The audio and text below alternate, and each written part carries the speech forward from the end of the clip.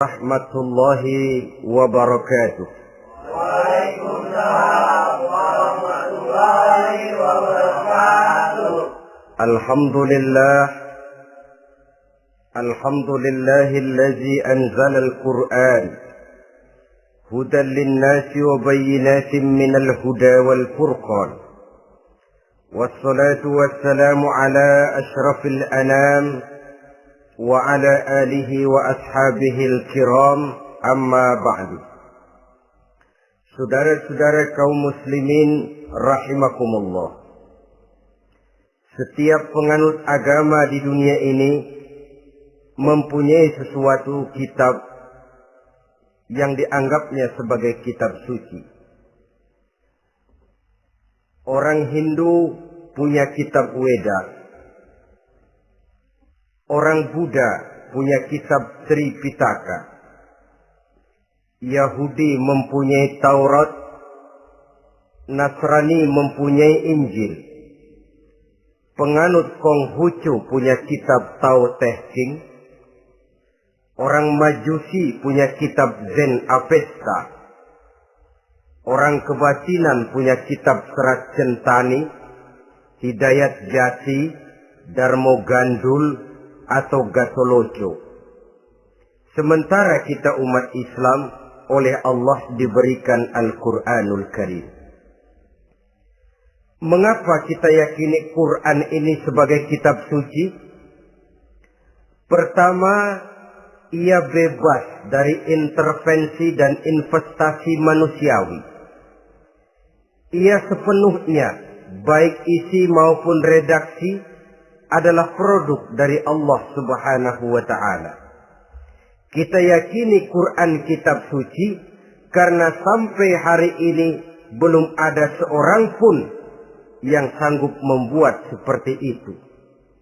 Suatu kitab hanya dinamakan suci kalau dia bersih dari investasi dan intervensi manusia. Al-Quran ini sejak turunnya 14 abad yang lalu telah menantang. Wa in kuntum fi raibin mimma nazzalna ala abdina fa'tu bi suratin min misli. Apabila kamu ragu-ragu terhadap kebenaran Quran yang kami turunkan kepada hamba kami Muhammad, atau kamu menyangka Quran itu cuma bikinan Muhammad saja, cobalah kamu buat satu surah saja semacam Al-Quran. Apabila kamu tidak mampu melakukannya seorang diri, wada'u syuhada'akum, ajak seluruh teman-temanmu.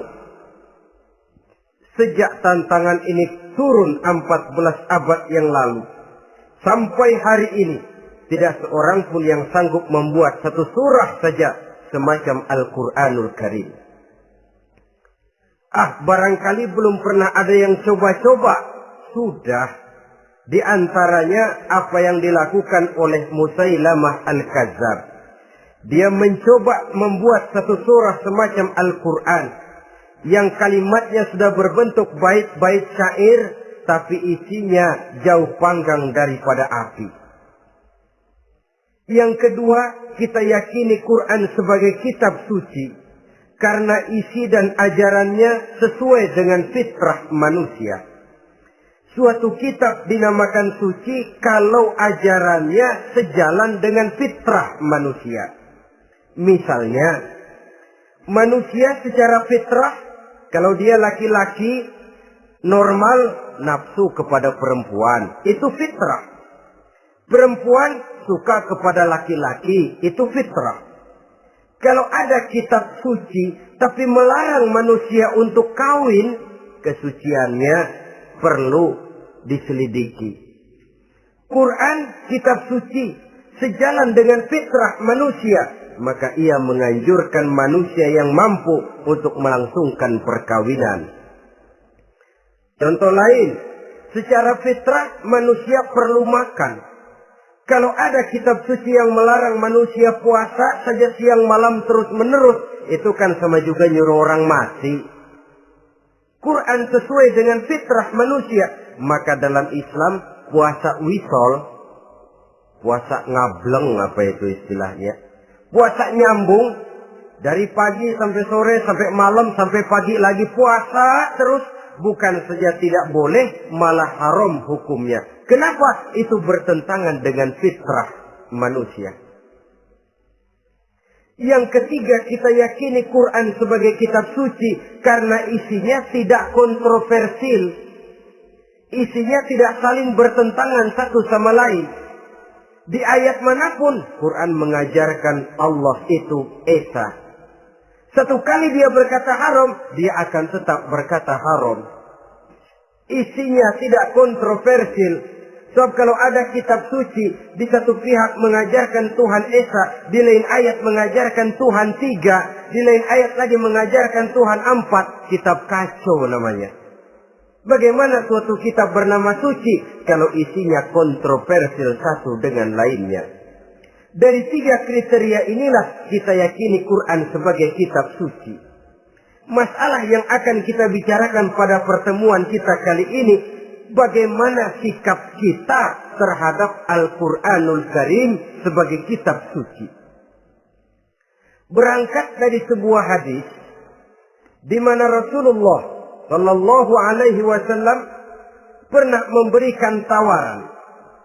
Beliau bersabda, "Man ja'ala al-Qur'ana amamahu qadahu ilal jannah, wa man ja'ala al-Qur'ana khalfahu saqahu ilan nar." Siapa yang menjadikan Quran sebagai imam, maka Quran akan membimbing dia ke dalam surga. Tetapi siapa yang menjadikan Quran sebagai makmum, maka Quran akan mendorong dia ke dalam neraka. Pilihan terserah kita.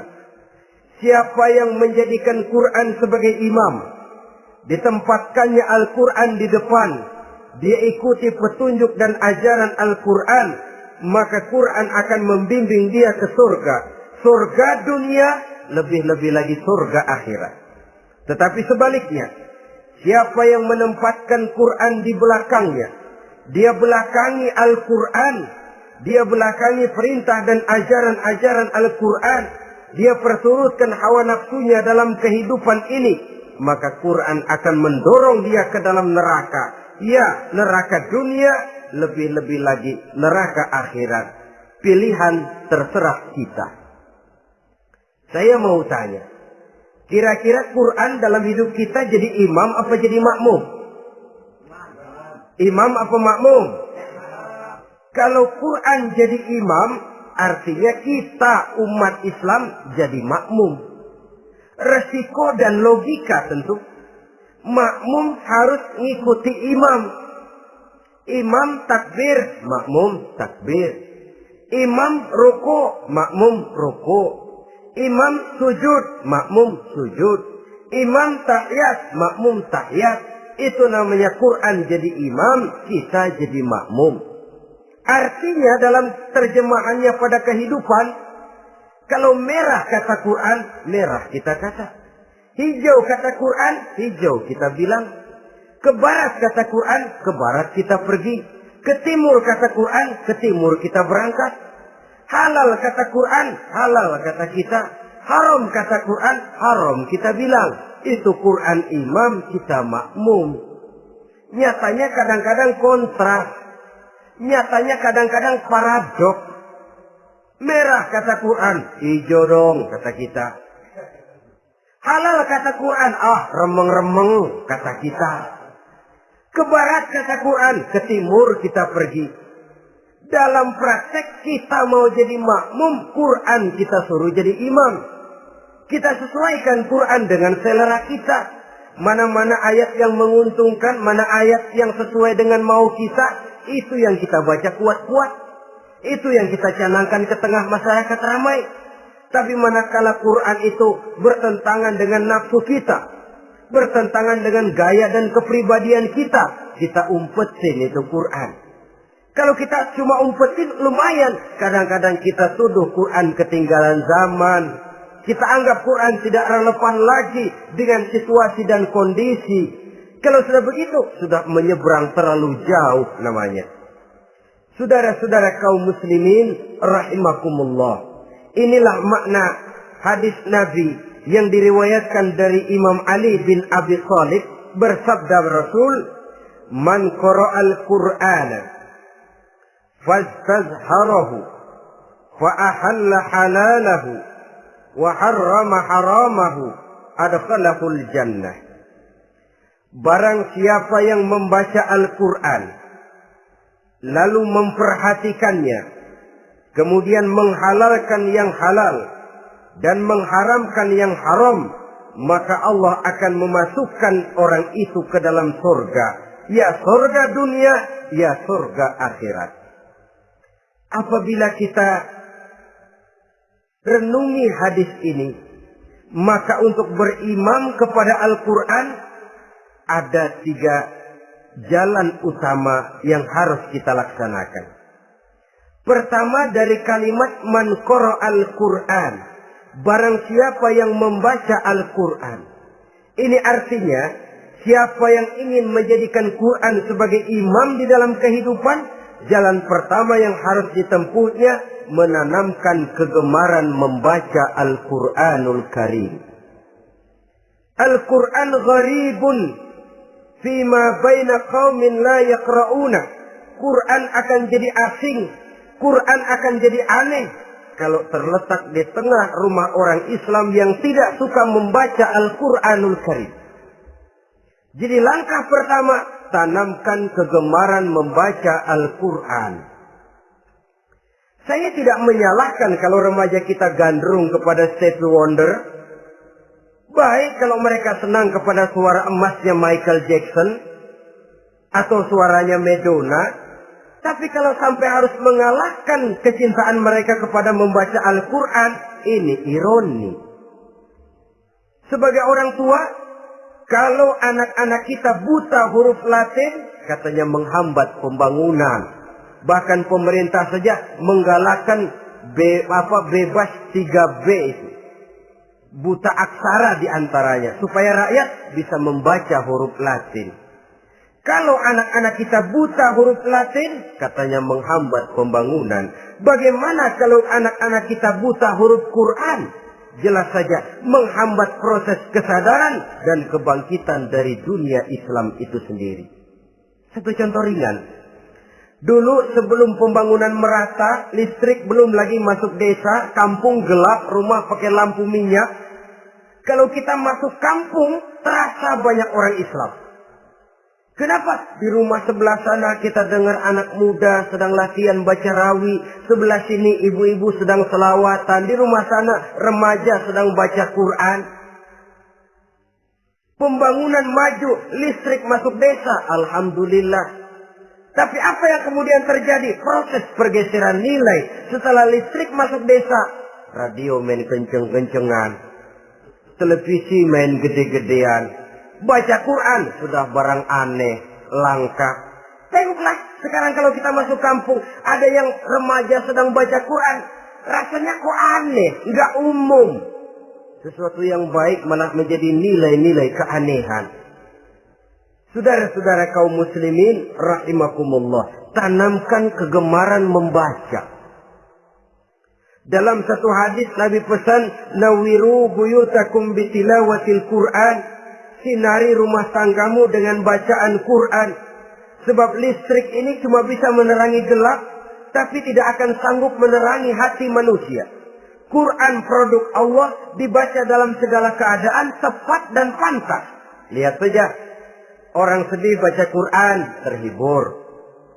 Orang gembira baca Quran, tidak lupa diri.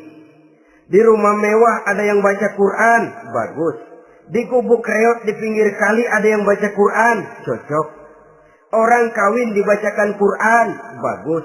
Orang mati dibacakan Quran, tidak jelek. Dalam segala keadaan, in all season, bahasa kerennya, dia pantas dibaca. Saudara-saudara, bahkan orang sakit gigi pun kalau dengar baca Quran, tidak marah. Coba lihat.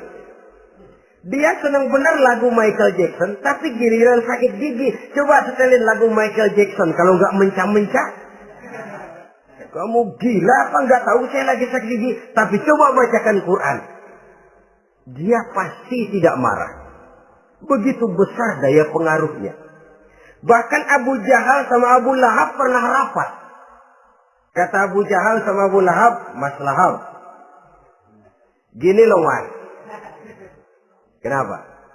Ini saya pikir-pikir salah satu yang menyebabkan kenapa saudara kita banyak ikut ajaran Muhammad. Mereka kalau sudah dengar bacaan Quran terpesona. Jadi kita blokir saja. Caranya gimana? Kasih pengumuman kepada Quraisy, jangan sekali-kali mau dengerin Muhammad baca Quran. Kamu juga jangan. Dan kamu, saya pun begitu. Mari kita janji, tidak mau dengar bacaan Quran. Salaman. Pulang ke rumah masing-masing. Dapat 1 hari tahan, 2 hari bertahan, 3 hari, seminggu ke atas. Abu Jahal mulai ada semacam rindu. Kangen pengen dengar ayat Quran. Karena secara pribadi dia mengakui keindahan gaya bahasanya jauh lebih tinggi dari kemampuan penyair Quraisy. Isi ajarannya sangat dalam dan menyentuh segi-segi kehidupan manusia. Nggak tahan Abu Jahal kayak dikin-dikin hatinya. Keluar rumah mindik-mindik, ngumpet-ngumpet. Ngempet di rumah Nabi. Pengen dengar Nabi baca Quran. Rupanya Abu Lahab sama. Pikir Abu Jahal, Abu Lahab nggak bakalan keluar. Abu Lahab berpikir, Jahal pasti di rumah. Dua-duanya bareng berangkat ke rumah Nabi. Cuma yang satu dari sebelah barat, yang satu dari sebelah timur. Ngempet, ketemu di sudut, sama-sama kaget. Jahal, loh kamu Lahab? Iya, kamu ngapain? Lah kamu ngapain? Akhirnya sama-sama malu. Sama-sama tidak bisa menahan diri. Akhirnya sama-sama ngakuin. Bagaimanapun kita harus akui bahwa Al-Quran ini mengandung daya pesona yang sangat luar biasa. Itu dari segi bacaan. Belum lagi dari segi ajaran. Belum lagi dari segi isi. Tanamkan kegemaran membaca Al-Quran. Sampai-sampai Nabi katakan, Innal ladzi laisa fi jawfihi syai'un minal Quran kal baitil kharib. Orang yang dari tenggorokannya belum pernah keluar ayat Quran barang sepotong pun, belum pernah ngaji barang seayat pun, itu orang kata Nabi kal baitil kharib, kayak rumah kosong. Rumah kan kalau kosong biar bagus, mewah, besar, perabotannya lengkap. Kalau kosong angker. Setan kuntilanak memedi, betah benar di situ. Saudara-saudara kaum muslimin rahimakumullah.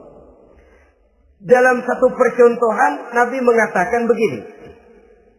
Masalul mu'minil ladzi yaqra'ul Qur'an kamasalil utrujah. Rihuha thayyibun wa ta'muha thayyibun. Orang mukmin yang suka membaca Quran adalah ibarat buah utrujah. Baunya wangi, rasanya lezat. Kira-kira kalau di negeri kita buah apa utrujah itu? Semacam jeruk yang manis lah. Sudah baunya wangi, rasanya enak. Itu buah itu. Orang mukmin yang suka baca Quran kayak buah itu. Baunya wangi, rasanya enak. Artinya syiarnya hidup, isinya memang orang mukmin. Sebaliknya, wa masalul mu'minil ladzi la yaqra'ul Qur'an kamasalit tamrah la riha laha wa ta'muha hulwun. Orang mukmin yang tidak suka baca Quran kayak korma. Rasanya emang manis, cuman kagak ada baunya. Artinya apa? Syiarnya kurang. Kalau orang belum tapi kenal kan kagak mau makan kurma. Kenapa? Nggak ada baunya. Daya tariknya kurang, walaupun rasanya enak. Kalau daya tariknya nggak ada, kan nggak ada iklannya, tidak ada syiarnya. Itu orang mukmin yang tidak suka membaca Quran. Ibarat buah, nggak ada baunya, walaupun rasanya enak. Orang kurang tergerak, kurang syiar, kurang daya tarik. Sebaliknya, wa masalul munafiq allazi yaqra'ul Qur'an kamasalir raihanah rihuha thayyibun wa ta'muha murrun. Orang munafik yang suka baca Quran seperti buah raihanah. Apa itu? Baunya wangi, rasanya pahit. Orang munafik baca Quran kayak buah itu. Baunya sih enak, cuman rasanya pahit. Ya munafik baca Quran. Syiarnya sih lumayan, daya tariknya hebat, isinya munafik. Nah, paling jelek orang munafik yang gak suka baca Quran. Wa masalul munafiqil ladzi la yaqra'ul Qur'an kamasalil hanzalah laisa laha rihun wa ta'muha murrun. Orang munafik yang tidak suka baca Quran seperti buah hanzalah, sudah enggak ada baunya, rasanya pahit lagi. Kalau buah pacek kali. Udah baunya kagak ada, kalau dimakan bikin orang celeng. Saudara-saudara kaum muslimin rahimakumullah, tanamkan kegemaran membaca Al-Qur'an, karena membaca Al-Qur'an merupakan ibadah yang besar. Bahkan kata Nabi, afdalu ibadati abdi qiraatul Qur'an. Nilai ibadah yang paling baik dari hambaku adalah ibadah membaca Al-Qur'an. Dalam sholat pahalanya lebih besar di luar sholat daripada di luar sholat. Dengan wudu pahalanya lebih besar daripada tanpa wudu. Mengerti pahalanya lebih besar daripada tidak mengerti. Tapi tidak mengerti pun jangankan membaca, mendengar saja orang baca Quran dengan baik sudah didoakan untuk mendapat rahmat. Berpahala mendengar bacaan Al-Quran walaupun tidak mengerti. Apalagi membaca sendiri, apalagi mengerti apa yang kita baca, tentu pahala itu akan jauh lebih besar.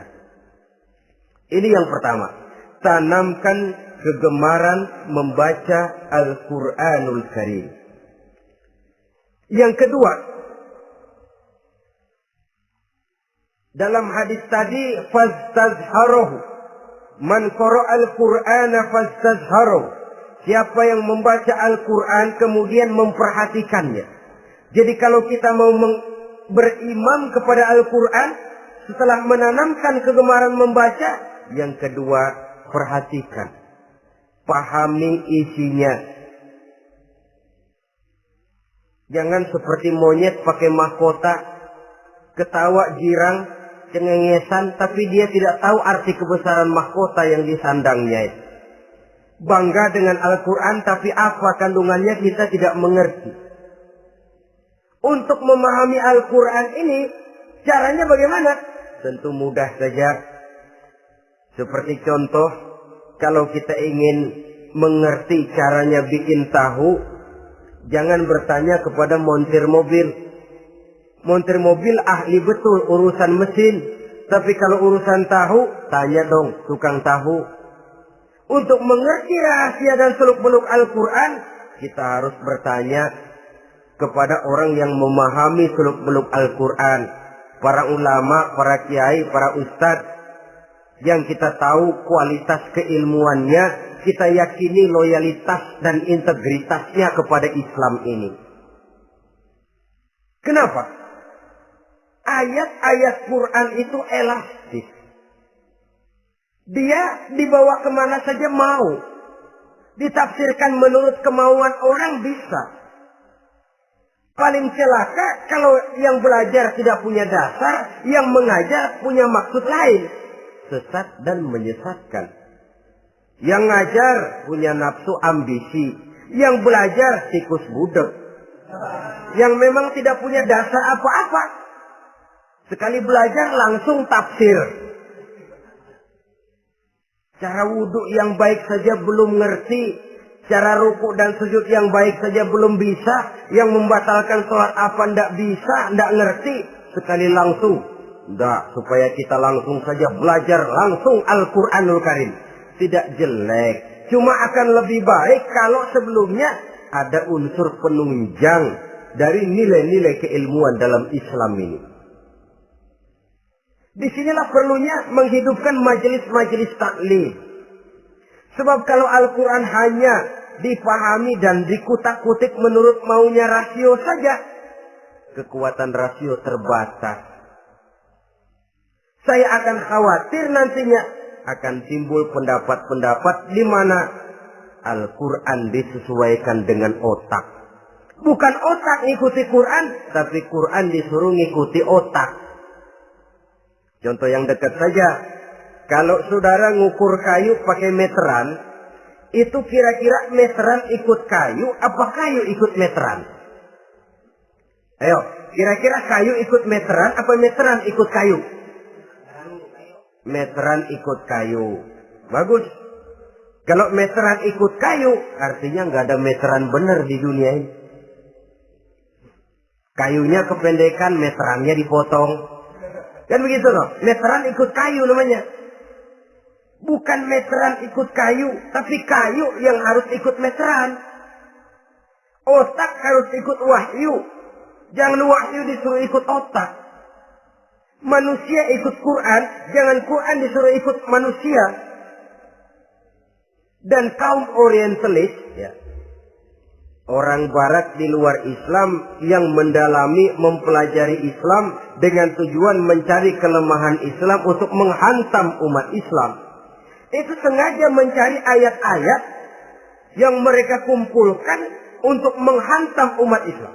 Supaya mereka meragukan Qur'annya untuk kemudian pada suatu saat meninggalkan Qur'an sama sekali. Timbullah pendapat ada ayat Quran yang sudah tidak sesuai lagi katanya dengan situasi dan kondisi. Seolah-olah otak manusia sudah jauh lebih pintar daripada Al-Quranul Karim. Saudara-saudara kaum muslimin rahimakumullah. Inilah yang kita berlindung dari Allah. Sebab secara demikian dengan kata lain kita secara tidak sadar sudah mengurangi kemahamutlakan dan kesempurnaan dari Allah Subhanahu wa ta'ala. Untuk memahami Al-Quran, maka kita harus bertanya kepada ahlinya, mengaji, menghidupkan majelis-majelis taklim. Jangan sampai Al-Quran menjadi awam di tengah masyarakat Islam sendiri.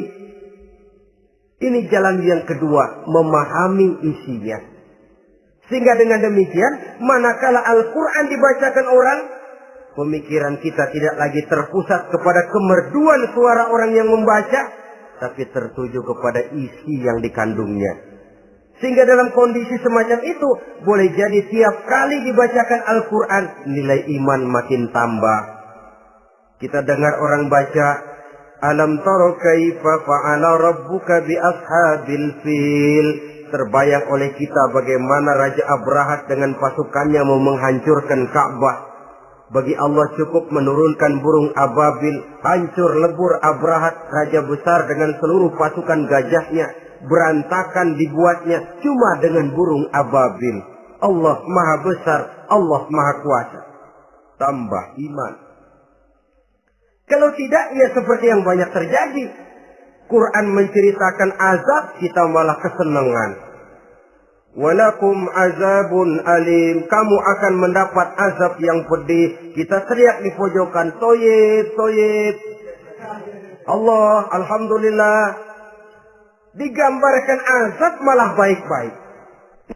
Bahwa kita suka, kita gemar kepada bacaan Quran dengan suara yang merdu, alhamdulillah. Akan lebih baik lagi kalau kita mengerti apa yang dibacanya. Sebab perintah membaca tersirat makna perintah untuk memahami. Perintah memahami tersirat makna untuk mengamalkan. Dengan kata lain, kita hanya bisa mengamalkan Quran dengan baik kalau kita mengerti isinya. Kita hanya bisa mengerti isinya kalau kita rajin membacanya. Baik membaca yang tersirat, baik membaca yang tersurat dengan petunjuk para alim ulama, para kiai, dan orang-orang yang ahli di bidang itu. Saudara-saudara kaum muslimin rahimakumullah, inilah jalan kedua. Upayakan memahami isinya. Hidupkan kajian-kajian agama, hidupkan majelis-majelis taklim. Jangan sampai Al-Quran asing di hati kita sendiri. Jangan sampai kita awam terhadap makna kandungan dan ajaran Al-Quran, sementara kita yakini bahwa dialah yang akan bisa membimbing kita menuju kebahagiaan sejak dari dunia sampai ke akhirat nanti. Jalan ketiga untuk berimam kepada Al-Quran, setelah menanamkan kegemaran membaca, lalu berupaya memahami isinya, yang ketiga adalah mengamalkannya dalam kehidupan sesuai dengan kemampuan yang kita miliki. Quran tidak akan membawa berkah Kalau ajaran yang terkandung di dalamnya kita baca, tapi kemudian kita injak-injak dalam praktek kehidupan. Quran mengatakan riba haram, tapi praktek kita dalam hidup malah senang betul kepada riba. Quran mengajarkan jagalah kesatuan persatuan dan ukhuwah Islamiyah. Praktek yang kita lakukan malah centang perenang, malah saling bertolak belakang, malah kadang menjegal kawan seiring, menggunting dalam lipatan, ramai kita dengan kita. Lalu kelemahan pun menjadi kenyataan di mana-mana. Quran sekali lagi tidak akan membawa berkah kalau yang kita baca kita injak-injak. Tentang pengamalan Al-Quran ini, Allah Subhanahu wa ta'ala mengklasifikasi manusia dalam firman-Nya. ثم أورثنا الكتاب الذين اصطفينا من عبادنا. Kemudian kami wariskan Al-Quran ini kepada hamba-hamba kami yang kami pilih. Ya Allah, coba saja kita lihat ayat ini. Quran kitab pilihan, diberikan kepada umat pilihan, yaitu kita-kita ini. Lalu bagaimana umat pilihan ini setelah menerima Al-Quran? Terbagi dalam 3 kelompok besar.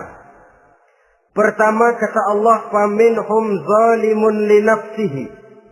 Di antara mereka ada yang setelah menerima Al-Quran kemudian zalim kepada dirinya sendiri. Artinya hanya mulutnya saja yang menerima Al-Quran, tapi perbuatannya menginjak-injak Al-Quran. Orang semacam ini tidak zalim kepada Allah, tidak zalim kepada Rasulullah, tetapi orang semacam ini zalim kepada dirinya sendiri. Dia terima Quran dengan mulutnya, tapi dia injak-injak Quran dengan perbuatannya. Na'udzubillah summa na'udzubillah. Kelompok yang kedua, faminhum muqtasid. Di antara mereka ada yang setelah menerima Al-Quran lalu muqtasid. Muqtasid ini 50-50. Ngambil jalan tengah. Ajaran Quran dipakai, ajaran setan dikerjain. Artinya juga perintah Quran oke, larangan Quran ho-oh. Saudara-saudara, malaikat bingung bagaimana monternya nih anak ini. Perintah Quran dikerjain, larangan Quran juga dikerjain. Ini muqtasid. Nah, yang ideal adalah golongan yang ketiga, kata Allah. Wa minhum sabiqun bil khairati biiznillah. Di antara mereka ada lagi yang setelah menerima Al-Quran lalu berlomba-lomba melaksanakannya. Berlomba-lomba mengamalkan kebaikan, dan itu hanya bisa terjadi biiznillah, dengan izin dari Allah. Hidayah, saudara-saudara. Berapa banyak orang yang mengerti Quran, tapi hidupnya jauh dari cahaya Quran. Berapa banyak orang yang ahli Quran, tapi cahaya Quran tidak menerangi kehidupannya. Berapa banyak orang yang ahli hukum, tapi bikin bingung masyarakat dengan fatwanya. Saudara-saudara kaum muslimin, kenapa bisa terjadi? Itu tidak ada hidayah, tidak biiznillah, tidak ada izin dari Allah. Maka bisa membaca Quran, alhamdulillah. Bisa memahaminya, kita bersyukur kehadirat Allah. Lebih penting dari itu, kita mohon hidayah agar bisa mengamalkannya sesuai dengan kemampuan kita. Saudara-saudara kaum muslimin rahimakumullah. Mana yang lebih banyak di zaman kita sekarang ini? Kita bisa analisa. Ada yang menerima Quran hanya dengan mulutnya saja. Kalau ditanya, Tuhanmu siapa? Allah. Kiblatmu mana? Ka'bah. Saudaramu siapa? Umat Islam. Kitab sucimu apa? Quran. Kamu bisa baca? Enggak. Ya, kalau cuma enggak bisa baca, barangkali kadang-kadang Quran saja pun tidak punya. Ini yang ironi, ini yang menyedihkan. Saudara-saudara kaum muslimin rahimakumullah. Tanpa melaksanakan konsepsi Al-Quran di dalam kehidupan,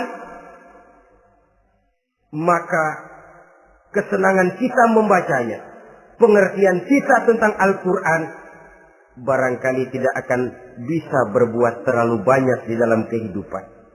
Maka sekarang ini sudah ada terjemahan Quran dalam bahasa Indonesia, dalam bahasa daerah, dalam bahasa Inggris, Belanda, bahkan Jerman, yang masih harus terus dan selalu ditingkatkan terjemahan Quran di dalam kehidupan. Dengan kata lain, kita umat Islam menunggal dengan Quran kita. Jangan cuma jadi kebanggaan Islam tinggi, tidak ada yang lebih tinggi dari Islam. Quran kitab suci, tidak ada yang bisa menandinginya. Qurannya, tapi umatnya, kadang-kadang kita ini jauh panggang daripada api. Kita bersyukur musabaqah tilawatil Quran dihidupkan dengan biaya bermiliar rupiah. Sejak dari tingkat kelurahan, kecamatan, wali kota, provinsi, sampai kepada tingkat nasional. Untuk menanamkan kegemaran membaca Quran. Setelah itu, hendaknya diadakan peningkatan dengan upaya memahaminya.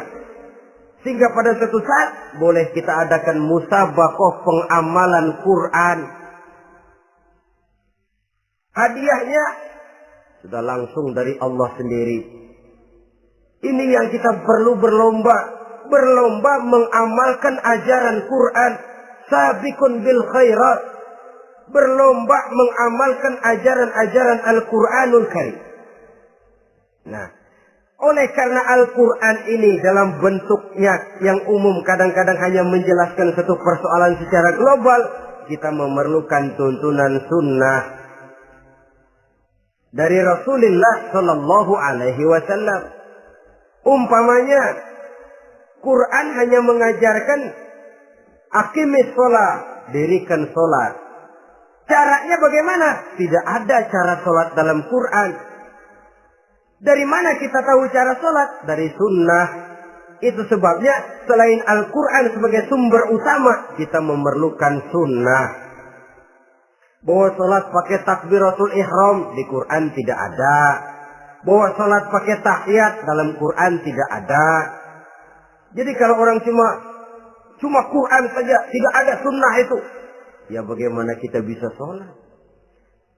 Quran cuma mengatakan wa atimul hajja wal umrata lillah, laksanakan haji dan umrah karena Allah. Bagaimana manasik haji? Bagaimana cara sa'i? Bagaimana cara wukuf? Bagaimana cara melontar? Tidak ada dalam Quran. Yang memuat itu tidak lain sunnah.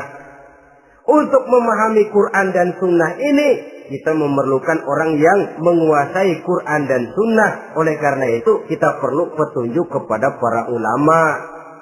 Itu sebabnya Quran sendiri mengatakan, wa in tanaza'tum fi syai'in farudduhu ila Allahi wa rasulih.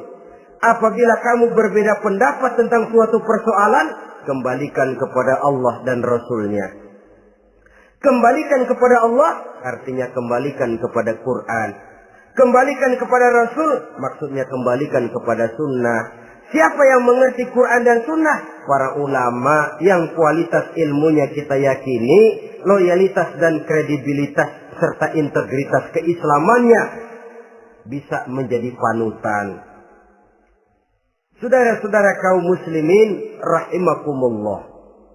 Dengan demikian, kalau orang berkata, langsung saja memahami Quran. Sekarang kan sudah banyak terjemahannya.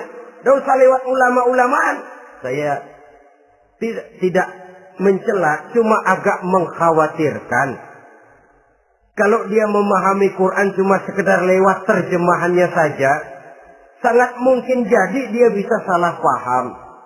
Kita memerlukan bantuan sunnah. Kita memerlukan petunjuk para ulama yang menguasai di bidang itu. Kembalikan kepada Quran dan sunnah artinya bertanya kepada orang yang memahami Quran dan sunnah. Loh, dengan begitu kan akan terjadi perbedaan pendapat. Perbedaan pendapat sesuatu yang halal sepanjang tidak menyebabkan kita berpecah belah. Halal berbeda pendapat. Asal diletakkan pada proporsinya. Apalagi kalau perbedaan pendapat itu cuma masalah teknis, bukan masalah prinsip. Kenapa tidak pulang saja kepada tuntunan Quran? Lana a'maluna wa lakum a'malukum. Kami akan mengamalkan amalan yang kami yakini benarnya.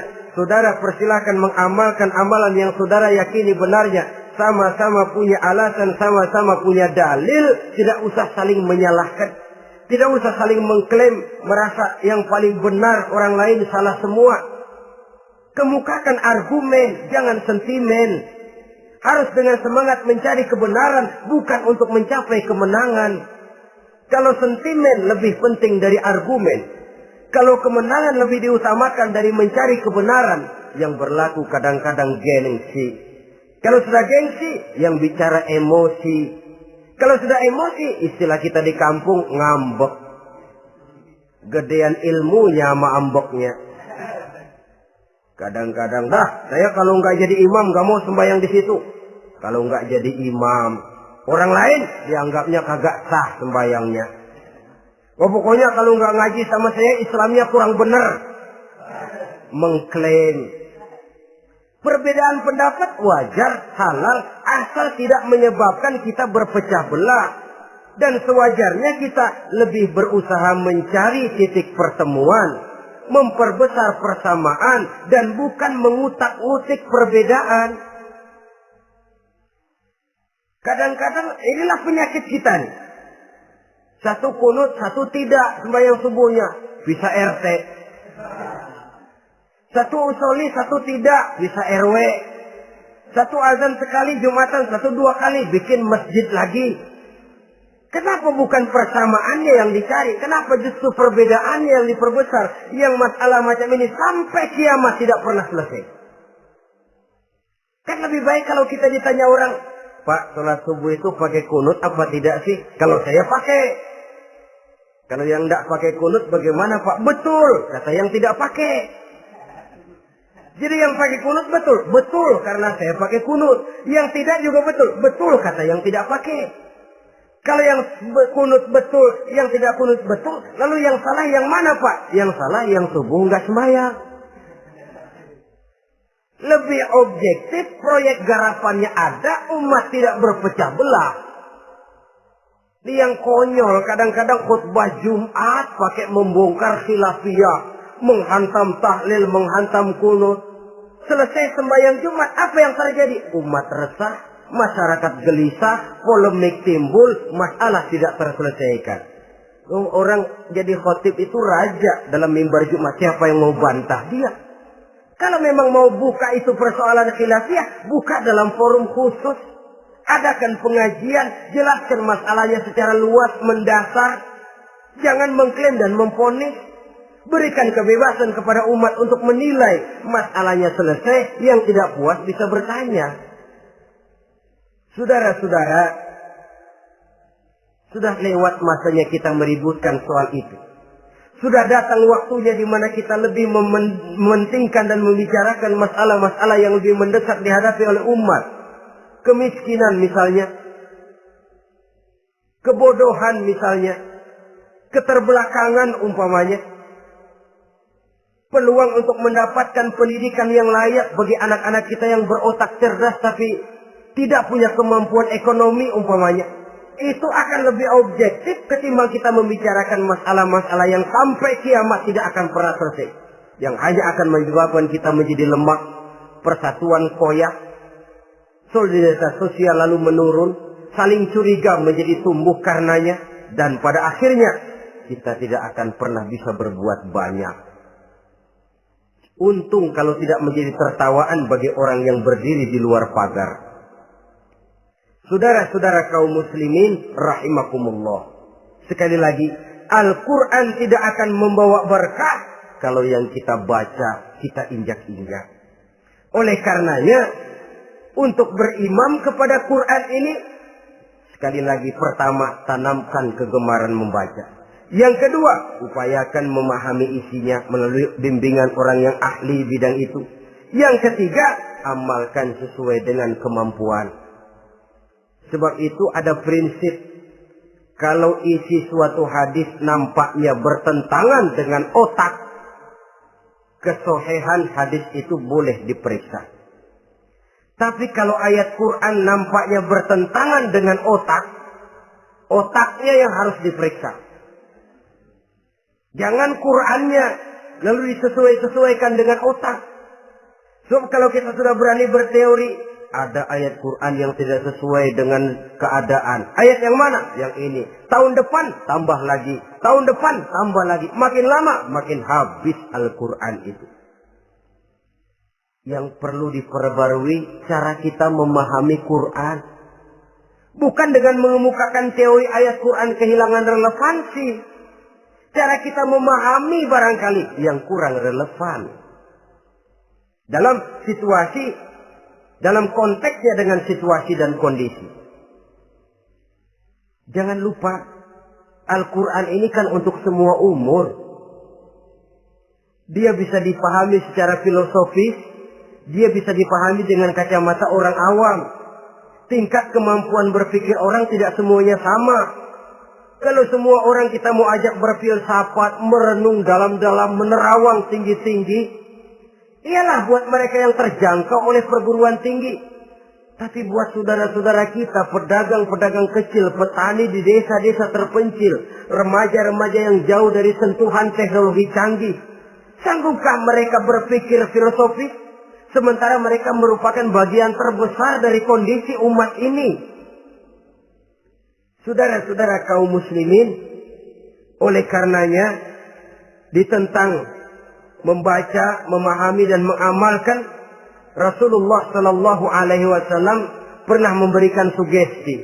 Beliau bersabda, "In aradtum aisas su'ada," apabila kamu menginginkan kehidupan yang bahagia, hidup seperti hidupnya orang-orang yang bahagia, dan tentu ini keinginan kita semua. Wa mautas syuhada, dan menginginkan mati sebagai matinya para syuhada, para pahlawan pembela agama, orang yang mati syahid. Wah, ini sudah tidak duanya ini. Hidup mulia, mati syahid. Dapat dua-duanya. Wan najata yaumal hasri, dan ingin mendapat keselamatan pada hari hasyar, hari pengumpulan manusia di padang mahsyar. Wa zilla yaumal harri, dan mendapat perlindungan dari Allah pada hari yang sangat panas. Wal huda minadh dhalalah, dan mendapat petunjuk dari kesesatan. Nah, ini keinginan semua orang. Kan yang kita cari apa sih? Hidup bahagia. Biar ndak kaya asal bahagia, sudah enak. Lalu apalagi? Matinya sebagai syahid. Kemudian di hari pengumpulan nanti mendapat keselamatan. Lalu pada saat orang lain kepanasan kita mendapat perlindungan. Kemudian orang lain kebingungan kita mendapat petunjuk. Kalau ini yang diinginkan kata Nabi, resepnya fa'adimu qiraatal Quran. Maka lazimkan, biasakan olehmu membaca Quran. Tidak ada terlambat. Idealnya memang dari kecil, sebab lidah kalau sudah kaku berat. Disuruh baca innallaha laghaniyun hamid. Lidahnya berat. Innallaha lampuniyun hamid. Lampuniyun. Laghaniyun jadi lampuniyun. Lidah itu kalau sudah berat ya memang berat. Disuruh baca ya bani Israel. Lidahnya berat. Ya bini Siroil. Jadi ya bini Siroil. Saudara-saudara, idealnya memang dibiasakan dari kecil supaya lidah itu ringan. Kalau tidak ada istilah terlambat. Saya malu Pak, belajar alif-alifan udah gede. Ya jangan alif-alifan, alif beneran. Alif-alifan kapan bisa ya? Alif beneran yang dipelajari. Tidak ada istilah terlambat, tidak ada istilah malu untuk belajar Al-Quran ini. Saudara-saudara kaum muslimin rahimakumullah. Ini sugesti untuk menanamkan kegemaran membaca. Lalu sugesti untuk memahaminya. Tentu banyak ayat, banyak hadis. Mengapa tidak di antara kamu sekelompok orang yang berangkat untuk memperdalam, memahami agama. Falaula nafaro min kulli firqatin minhum ta'ifatun liyatafaqahu fid din. Di tengah kelompok orang yang berangkat belajar teknologi canggih, di tengah grup orang yang mendalami ekonomi, di tengah kelompok orang yang membidangi hukum, di tengah kelompok orang yang sibuk meneliti ilmu-ilmu kedokteran, mengapa tidak ada kelompok orang yang secara takhasus liyatafaqahu fid din, mendalami agama ini, mendalami Quran ini harus ada. Lalu sugesti untuk mengamalkan Al-Quran kelihatan dari peringatan Allah yang kita bisa temukan pada surah Toha ayat 124 sampai dengan 127. Wa man a'rada an zikri, barang siapa yang berpaling dari peringatanku, kata Allah, barang siapa yang berpaling dari Al-Quran ini, dia terima Al-Quran, dia imani Quran, tapi dia berpaling dari ajarannya, dia injak-injak apa yang seharusnya dia amalkan, dia perturutkan hawa nafsunya, maka kata Allah, fa inna lahu ma'isyatan dhanka, dia akan diberikan satu penghidupan yang sempit. Inna lillahi wa inna ilaihi raji'un. Diberikan hidup yang sempit. Kalau hidup sudah terasa sempit, bagaimanapun luasnya rumah, sempit. Kalau hidup sudah terasa sempit, bagaimanapun banyaknya harta, sumpek. Kalau sudah hidup ini terasa sempit, bagaimanapun luasnya pergaulan, tidak ada tempat kita bertanya, melarikan persoalan, membagi rasa. Siapa yang berpaling dari Quran, dia akan diberikan penghidupan yang sempit. Bukan dagangnya tidak untung, bukan kerjanya tidak digaji, tapi kesempitan hati lebih bahaya loh dari kesempitan ekonomi. Itu di dunia. Di akhirat, wa nahsyuruhu yaumal qiyamati a'ma. Di akhirat nanti dia akan dikumpulkan oleh Allah dalam keadaan buta. Ya Allah, ya Rasul. Padahal ke akhirat kita baru tumben. Sekali ke akhirat buta. Masya Allah. Di tempat kita lahir saja, kalau tadinya kita melihat, tahu-tahu menjadi buta, kita bingung. Padahal jalan sudah pernah kita lihat, arah sudah pernah kita tahu. Bagaimana di padang mahsyar nanti? Kemana jalan yang akan ditempuh? Kepada siapa kita hendak bertanya? Mana teman, mana istri, mana anak? Buta pula kita. Satu kesengsaraan yang merupakan puncak kesengsaraan. Dikala itu orang yang semacam tadi protes. Rabbi, lima hasyartani a'ma wa qad kuntu basira. Wahai Allah, kenapa hari ini saya dikumpulkan dalam keadaan buta? Padahal ketika di dunia dulu saya melihat, saya menyaksikan gunung yang menjulang tinggi ke angkasa. Saya melihat lautan yang luas terhampar biru membentang. Saya saksikan luas tanah, sawah luas menguning. Saya saksikan keindahan alam. Di dunia saya melihat Allah. Kenapa sekarang saya dikumpulkan dalam keadaan begini? Protes dia, tidak terima dia. Allah jawab, kadzalika atatka ayatuna fanasisaha. Kata Allah, begitulah memang. Dahulunya waktu di dunia telah datang ayat-ayat kami kepadamu. Telah turun Al-Quran, telah datang agama, fanasisaha, tapi kamu lupakan dia. Kamu lupakan Quran, kamu lupakan Islam. Datang ayat, turun Quran, turun agama. Kamu belaga pilon, kamu belaga enggak tahu. Wa kadzalikal yauma tunsa, maka hari ini pun begitulah kamu dilupakan. Sebagaimana dulu waktu di dunia, kamu telah melupakan ayat-ayatku, melupakan kitabku, melupakan ajaran-ajaranku. Hari ini kamu pun dilupakan. Seolah-olah Tuhan cuma nggak bilang, mereka protes, Tuhan, kenapa saya buta padahal di dunia saya ngelihat. Kata Tuhan, kalau bahasa kita, lu rasain. Lu sih, kenapa dulu di dunia? Pura-pura nggak lihat. Kenapa waktu di dunia? Pura-pura nggak tahu. Kenapa waktu di dunia? Kamu lupakan Quran, maka hari ini pun engkau kami lupakan. Wa kadzalikal yauma tunsa. Wa kadzalika najzi man asrafa wa lam yu'min bi ayati rabbih wal azabul akhirati asyaddu wa abqa. Demikianlah kami membalas orang yang berlebih-lebihan, orang yang melampaui batas dan tidak mau beriman kepada ayat-ayat Tuhannya, dan sungguh siksa akhirat itu lebih dahsyat dan lebih kekal. Siksa dunia mungkin kelaparan, kekurangan ekonomi, kekurangan pakaian, tapi berapa hari paling lama seumur manusia? 70 tahun umur kita, ya paling lama begitulah. Tapi siksa akhirat, kesengsaraan akhirat, kesengsaraan neraka, asyaddu wa abqa, lebih dahsyat dan lebih kekal. Di zaman sekarang orang bukan cuma berbuat potong kompas, berpikir pun potong kompas, berpikir pun ngambil jalan pintas. Dia lebih memilih kesenangan yang sedikit dengan mengorbankan kesenangan yang abadi. Dia mengejar surga yang sebentar dengan menghancurkan surga yang kekal.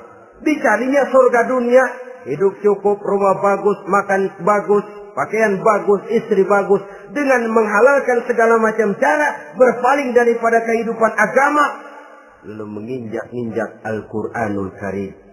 Kita berlindung kepada Allah, jangan sampai dimasukkan dalam kelompok yang di akhirat nanti dibangkitkan dalam keadaan buta. Na'udzubillah summa na'udzubillah.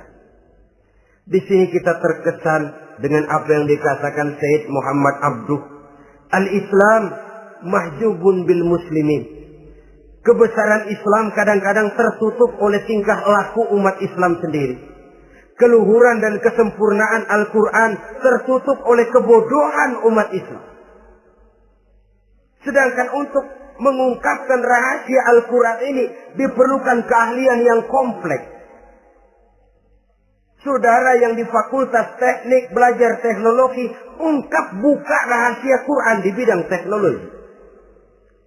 Saudara yang di bidang kedokteran, ungkap buka rahasia Al-Quran di bidang kedokteran. Saudara yang ahli geologi, pelajari struktur kulit bumi dengan mengungkap rahasia Al-Quran. Sehingga pengkajian kita tentang teknologi, pengkajian kita tentang angkasa luar, pengkajian kita tentang anatomi manusia akan berakhir kepada subhanaka ma khalaqta hadza batila. Ya Allah, tidak satu pun yang engkau ciptakan ini sia-sia. Perut bumi mengandung minyak, timah, kekayaan yang berharga untuk manusia. Mempelajari angkasa luar bisa memahami musim dan menyelamatkan manusia. Mempelajari rimba belantara, teknologi canggih, akhirnya akan memperkuat nilai-nilai iman.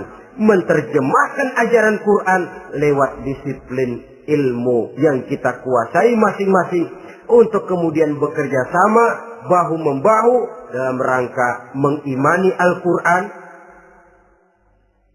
mengamalkan Al-Quran, dan mengawal keluhuran Al-Quranul Karim yang atas dasar tuntunannya kita hidup, untuknya kita berjuang, dan dalam bimbingannya kita ingin kembali menghadap Allah Subhanahu wa Ta'ala. Inilah pertemuan yang singkat ini. Mudah-mudahan kita diberikan kekuatan oleh Allah untuk berimam kepada Al-Quran, menjadikannya sebagai pedoman utama di dalam kehidupan kita. Terima kasih atas segala perhatian. Mohon maaf atas segala kekurangan. Usikum wa nafsi bitaqwallah. Wassalamualaikum warahmatullahi wabarakatuh. Waalaikumsalam.